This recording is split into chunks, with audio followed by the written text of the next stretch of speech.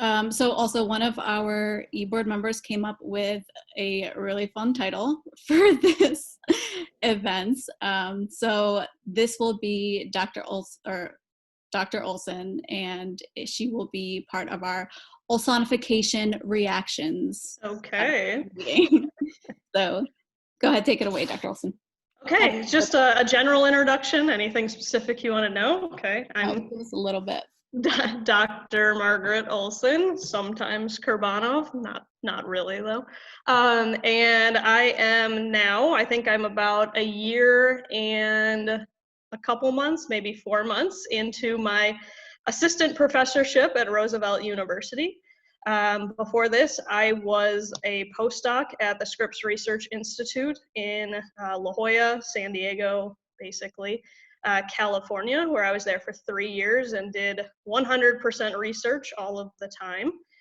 Before that, I was a graduate student at the University of Minnesota in their College of Pharmacy, and I was there for almost 5 years on the dot, living in Minneapolis. And originally, I am from the Chicagoland area, so I've come full circle. Yeah, you know me now as primarily a teaching professor, spent a lot of years in research and researched many different topics from cancer, antivirals, weapons of bioterrorism, drugs of abuse. So I've kind of seen a lot of different applications. So I guess I'll leave it there as terms of an introduction. That's really exciting. So did you like Minnesota? You said you lived there for a while. How was it compared to Chicagoland? I love Minneapolis. If anyone asks me, I am one of Minnesota's biggest supporters. Really? It is it's a weird thing, right? Because old, terrible place. No, it's a fantastic place to be and to live. It is extremely cold, much colder than Chicago. Is it really? Which is shocking, right? So we might have a day here or there of that polar vortex, or I forget what they call it, Siberia or something like that. Minnesota gets it every year. They have about 2 weeks of -30 with a -50 wind chill, and they just go with it. The people are great though, so very welcoming. No one ever wants to leave Minnesota. I actually like Minnesota better than San Diego. So what? Yes. I know. Oh, it's so crazy. That's crazy to me. I'm originally from Florida, so living here in Chicago, I'm still not used to it. My toes don't defrost from September to May. They just I believe that. Everything stays cold. So I don't get it, but I mean, I guess it's worth a trip. It's something special. They have a lot of culture there, which is more than what people would think. So great food scene, really good theater scene, great city, very close proximity to everything. So not as spread out as Chicago. Sorry? Better food than Chicago? Easier access I get because everything's a little bit more condensed. So you don't spend a lot of time driving in Minnesota. It's very compact, but way more diverse than you think it would be. Wow, that's really interesting. I know that there's a lot of diversity here. You see it, and there's different like towns. You'll see like Chinatown and different areas. There's stuff like that, I'm sure, that over there. What about family? Did your family go with you? No, so my family is, I grew up in the Chicagoland area, so my parents are still there, and one of my sisters lives in downtown Chicago, and they were all there. I now have a little sister who's somewhat following in my footsteps, for better or for worse, not in chemistry per se, but as an academic. She's in psychology, so she's doing her own move all over the country. So while I was moving around, she was in New Orleans and Eugene, Oregon, and now she's out in Pennsylvania. And in terms of my husband, we actually met in Minnesota. So when I moved up there, we met, we actually graduated from the same class. We have the same degree and we're part of the same little cohort. So we met there and then moved to San Diego together and now moved back to Chicago together. That's very exciting. I think we met your husband. Yes, he taught to you. Yes. So he filled in for me for a little bit. Basically, the story is I couldn't leave my postdoc as fast as you guys would have liked, and much faster than my old boss liked. So I kind of balanced both there. And fortunately, he is also a chemistry professor, and he had started his job about 6 months before me and was on his winter break. So he was able to come down and fill in Roosevelt's time of need to teach you principles of drug action. That's crazy. That's crazy how that So worked out. That's perfect. it did work out. It was a pretty funny story. Dean Hogan was, she was willing to bend over backwards to get me to come over here, and was asking if I could do it all remotely. And I still had a lot of work going on. And I said, I know this is kind of weird, but I know a guy who I think could help you out. And we have the same degree. We have pretty much the same training. So it all worked out pretty well. We're really glad it worked out. We're really happy to have you. You're one of our favorites. We had nominations for all professors, and you were one of the top ones. So we're really glad you came. Your husband was very nice too. It was really a pleasure to meet him. He was very nice, and it was a fun quarter. It was an interesting transition because a number of your classmates told me they wanted him back right when I got there. Really? So yes, I was like, too bad. No, you have to give us time. We have to get to know you guys. That's why we do these events. So then we get to know you guys on a more personal level. And now I'm sure most people would agree, if not all people would agree. We're very happy to have you. Thanks. So tell us a little bit about what you like to do for fun. Okay, so for fun, it depends on what kind of time I have and whatnot, but I'm a very avid reader. I read all the time, and not just chemistry things. I was gonna ask. No, I read a lot of literature, nonfiction, pretty much anything I can get my hands on. So I'm a big fan of the public library. I go every weekend. I'm pretty big book nerd. I also like just being in my scientist nature. I like learning things. So I go out and I explore a lot, whether that's outdoors hiking. We hike as much as we possibly can, kind of all over the northern suburbs right now, which is where we're living. But I like going to museums. We check out different food types. We check out all kinds of different museums, even things that I don't think I would be interested in. And back in early grad school, mostly pre-marriage, I traveled a lot. So that's kind of gone by the wayside, but I used to be extremely big into that and got to spend a lot of time abroad, which was pretty amazing, and I think shaped a lot of who I am today.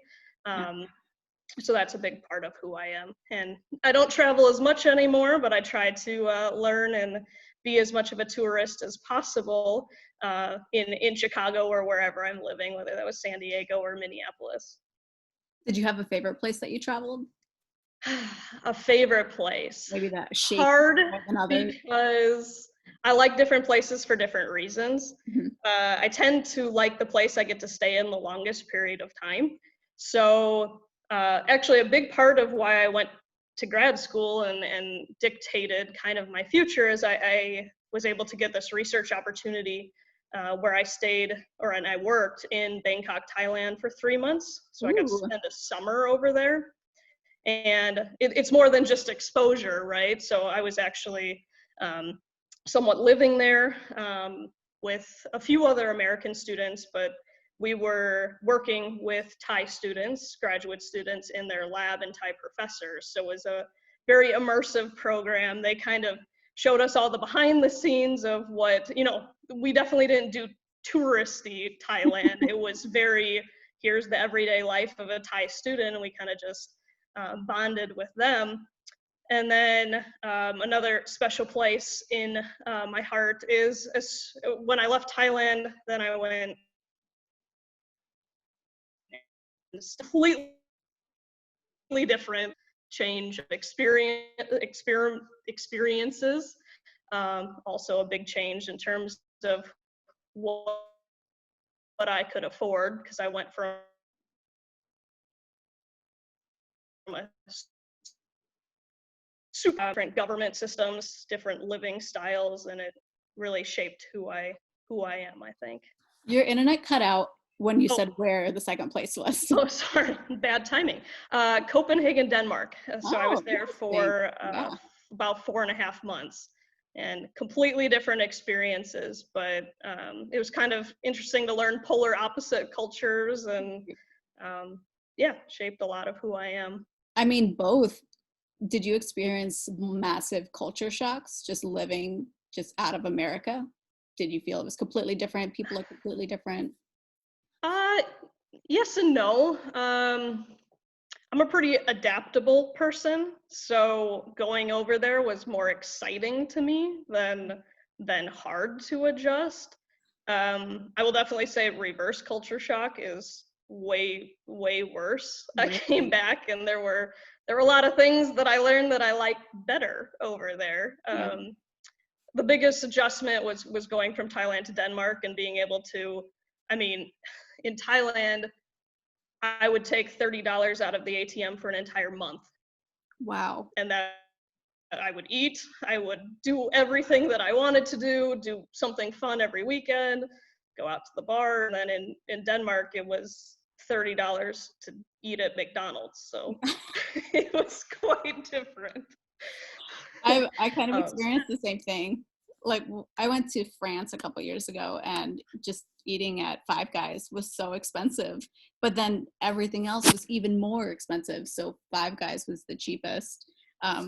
But their meals were, I'm pretty sure they were much more expensive than it was here. So it's just, maybe it's cultural cuisine for them. I don't know. But I just thought that was crazy too when I saw that. I was like, can't even eat fast food. Nope. Yeah. So you were talking about books. I wanted to go back to that. So actually, I might refer to these questions as hotspot questions. Okay. Just to refer back to your teaching style. So somebody asked, what kinds of books do you read, and anything that you recommend? Okay, so I have a lot. I read pretty much anything. I think I prefer nonfiction, but being a scientist, I guess that's not that surprising. It takes a lot longer to get through some of the things that I read, though, in terms of density and what I'm trying to learn and pick up. Let's see, in terms of book recommendations, there's one that really sticks with me, actually a huge component of why I went into science in the first place. There's a journalist named Richard Preston, and he, for whatever reason, he got into the science world, and something that he's always been really interested in, and kind of pertinent to what's going on right now, is he's interested in pathogenic diseases that really have major impacts on society, public health. So one of my favorite books of all time is called Demon in the Freezer, and it is all about smallpox. So the history of smallpox, the eradication of smallpox, and kind of the implications for the political decisions that we kept smallpox in the world at the CDC and Vector in Russia, and what happens if those get into the wrong hands and ultimately get turned into a weapon.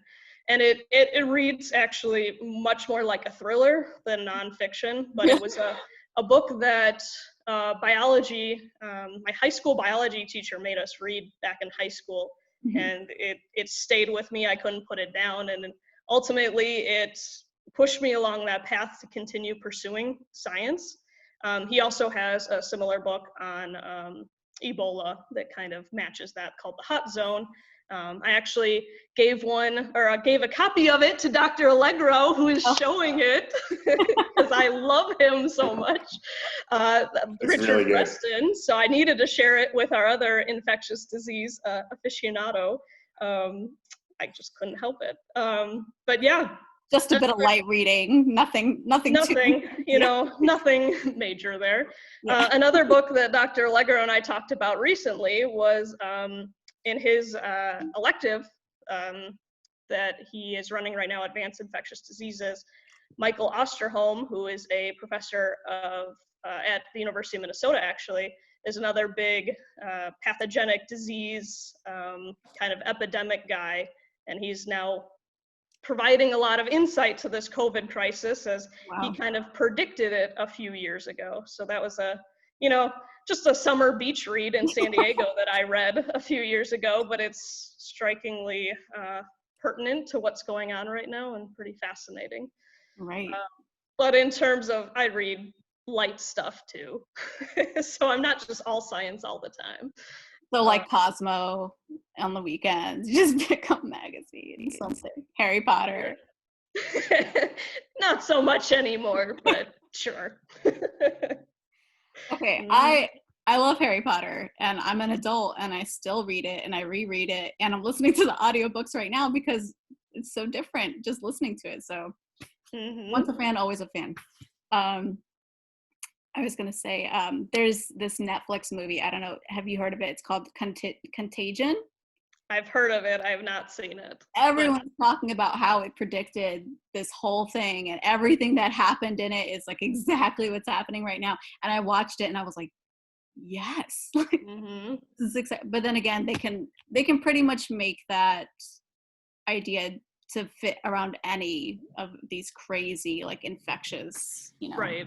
So you just feel like it's happening, and you just feel like they predicted the future, and it's crazy. It like grew in popularity after all of this started happening, and it's a good movie, but right. it's far-fetched, but also there's so many tie-ins. It's crazy. It is. So what would you say is your favorite cuisine? Do you have a favorite restaurant around here? My favorite cuisine. I like, with most things that I do, I like experiencing new things first. I like pretty much anything. So being in Thailand, I'm pretty partial to Thai food. It does pretty well here compared to there. There's this great place up in Minnesota that I love that unfortunately doesn't exist anymore. But anything, Middle Eastern food, Indian food, I love it all. The best. Yeah. We had this, my husband actually introduced it to me up in Minnesota again. We had this, I believe they were Egyptian, but Middle Eastern type food. We're obsessed with it. Still dream about going back. There's a huge, I think, Somalian population in Minnesota, so huge. I'm sure there's a lot of that, and I think the cuisine is super good. Yes. Very, very good. Another surprising thing about Minnesota, you are exactly right, a huge Somali population, which never made sense to me. I was like, aren't you cold I don't all the time? Are they from very hot climates? Mm-hmm. And then they all just, I guess once one person goes, that's how it usually works, you know, once one person goes, and everyone's like, oh yeah, I know this awesome city called Minneapolis. And then everyone Very cool though, in terms of diversity, and you're right, amazing food. So really unique experience. I think Indian is probably my favorite cuisine too. Mm-hmm. Arab, of course. Middle Eastern food, always top. Mm-hmm. So what have you been doing this quarantine? Anything fun? Any new hobbies you've developed, or things you've learned that you hate? Not really. I'm teaching in 3 courses right now, so it's actually been still quite a bit of work.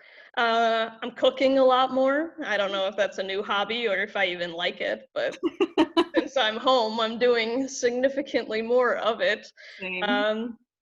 I guess we've been playing tennis a little bit, which I've learned I haven't played since I was about 7, and I'm not very good at it.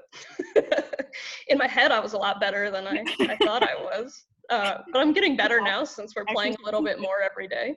That's good.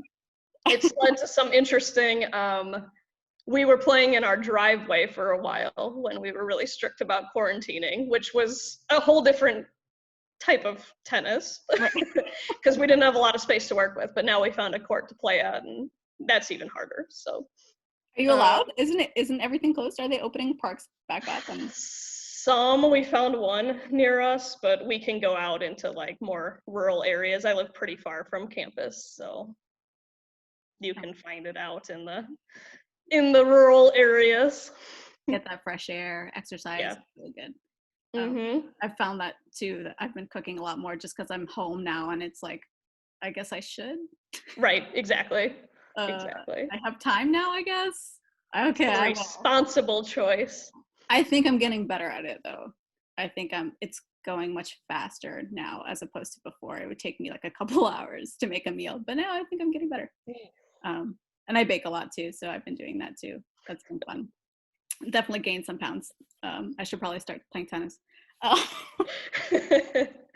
I'm reading these comments over here and they're making me laugh. Like Rania about me liking falafel. That's true. Rania brings me food sometimes, and it's very nice of her. She is nice. She feeds everybody. She's like our mama. She's our mama goose in the class. She feeds everybody. She's amazing. That's my favorite thing to do, guys. I love cooking. We do. And you're very, very good at it. Thank you. So let's do another hotspot question. Okay. Let's see.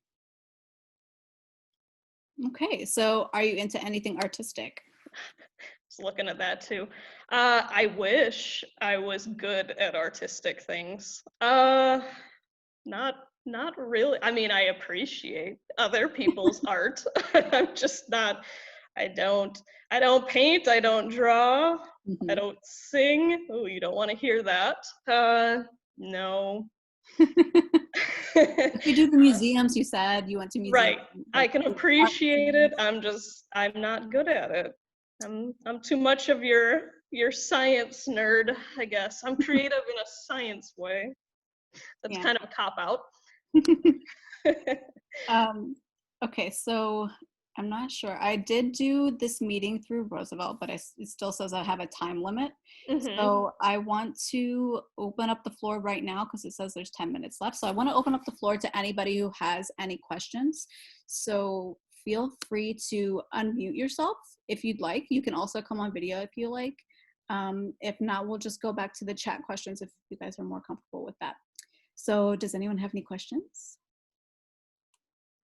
I have a fun fact that I learned about Dr. Olson, that one of her, is it childhood or like high schoolhood friends?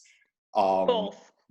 So one of her childhood friends actually graduated with me in pharmacy school the same year, and we were in the same like group, like you guys have your little group. So I don't know, we randomly learned this. I think it was like during a holiday break and you ran into her. It's like, oh wait, do you know Jason? Right. He works at Roosevelt. And she was awesome. So yep. Not just a friend. This is my best friend. Her best friend. Yeah, my best friend. Still, I talked to her yesterday. And she's a pharmacist too. Yep. So very small world. Very, very small. Wait, so Dr. Alego, well, I guess we can get to that when we do your thing, but are you from Chicagoland? Is it just that everyone? Oh, okay. Okay, that makes sense too. It is a very small world. Anybody have any questions or other little fun tidbits? I see one about what type of music I listen to. Ooh, let's hear that. Which is an interesting question. Dr. Jurga knows. I think he's around here somewhere, but I think it would surprise a lot of people. I listen to mostly music in other languages. I tend to listen to a lot of what's popular in Europe. Dr. N hooks me up with some Bosnian music a lot, Montenegrin music.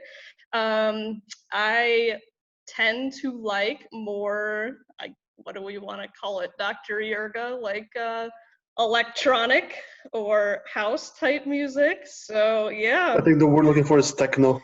Techno, thank you. Yes. So I listen to a lot in like Danish rap, European rap. I know, shocking, right? It does, and it makes a lot of sense that Dr. Jurga likes techno music. Yes, it does. Can we see you dance? No. No comment. Okay, I forgot to say that if you sign up for this, that you have to dance. That you have to. Yes, Turkish, Albanian, all good choices, May. I like it. If you have recommendations, I'll take them. I love it. That's really interesting. I've never heard that anyone would be like really into something like, especially, do you understand anything or no? Just not a word. Wow, that's great. Just prefer it. Yeah. A lot of Spanish or music from Puerto Rico, yeah, as well. Oh, I'm big on that. I love reggaeton. Yes, Like that. yes, one of my favorites as well. Very fun. So do you listen to English music at all? I do. I mean, I can appreciate it. It's just not as good. You don't love the radio and all the awesome pop songs that are out right now. Not so much. No. Maybe from time to time, but not so much. Yeah. It's very fun. I love this. I have all these recommendations that are going to come in. This is great. Just take a screenshot of all these. If I could be fluent in any instrument, what would it be? That is a fantastic question. I've never really thought about what I would want to do, but I can tell you what I really, really appreciate. I love string music, and one of my, actually, if I'm not listening to, something that we just talked about, one of my favorite study music is, I guess we call them a group. They're called Two Cellos, and they're incredible. They're actually a Croatian duo. They both play the cello, and they play everything from way classical, they're classically trained, and then they cover kind of pop songs or music scores, and they are literally incredible, and I would recommend them to anyone. They got me through undergrad, grad school, and now, work here. They are. Two Cellos is great. Amazing. Yeah, I have them. Yeah. They actually were I'll in do this concert. for you, Meg. They were in I concert. said I'll do a little dance for you too. Okay, good. Oh. And if you can see them in concert, they are amazing entertainers. My husband, not so into this, but I dragged him to a concert and he loved it. They're very, very good. They're very good. And they're very energetic. Mm-hmm. You're playing a big old cello and they're so into it and it's crazy. And they can play anything. I definitely feel like they can play anything. I didn't get to see them in concert, but I did see that they were in concert. I think their show got canceled or something. So that was really sad. But so we're gonna take maybe 2 more questions if anybody else has anything else. Or anything else you want to add, Dr. Olson, that we have to know, all your students have to know about you? Have to know. Ooh, language. Well, there's a correct answer to that question, and then there's what would be really fun. The correct answer to that question is I should learn the language that my husband speaks so that I can speak with my in-laws. So my husband is actually from Uzbekistan. He came over here for undergrad. So he is an immigrant, and most of his family still lives in Uzbekistan, actually all but one brother. So he speaks both Uzbek and Russian, and I've been, I guess, early quarantine before I got too much work. I'd been doing a lot of Russian studying, so I did I was using the Duolingo app, and it works pretty well. So I can at least recognize things and know the alphabet and recognize a bunch of words in Russian now. Language that I would like to learn. I haven't really thought about that question outside of Russian, so I'll just stick with that. You mean you don't want to learn your husband's language, Dr. Olson? It's hard. I'm not good at it. I have a question. Good. Okay, then how do you talk to them if you don't know, like? He's supposed to translate for us. Yeah. They're learning a little bit of English too, so I think we'll slowly get there. But yeah, it's interesting. We do a lot of pointing and smiling, and he's supposed to be translating. I think it's the fact that you want to learn. I think that means a lot, and I think that would mean a lot to them too. Right. Yes, we're moving in that direction. Yeah. Okay, May is asking me all the tough questions. What am I researching? And okay, I'll start with that. So Rania knows well, and I'm not sure if we have other students on here, but I'm really interested in infectious diseases. So what I really am interested in researching is novel antibiotics. And I have a couple different projects that I'm interested in and working on. Kind of the big one that we're gonna do virtually this summer, which should be pretty interesting, is looking at inhibiting a protein that affects the gene expression of a lot of different virulence effects and gene products in over 50% of bacteria. So it could have very large implications, wide-reaching implications. I'm also, Dr. Hart graciously asked me to do a little drug discovery on some of his cancer projects. So that should be a very interesting future. And then I'm writing a paper with my old lab right now about inhibitors of botulinum neurotoxin, which is a weapon of bioterrorism type application. So getting back to that book that I was really interested in reading. And I know we're running out of time, but my thoughts on incorporating herbal medicine into developing drugs. I'm totally open to that. I think what's underappreciated in a lot of medicinal chemistry or drug discovery is that the whole field of natural products is truly herbal medicine, right? We just went in to all of these different plants or whatever source from nature, and all we did was natural source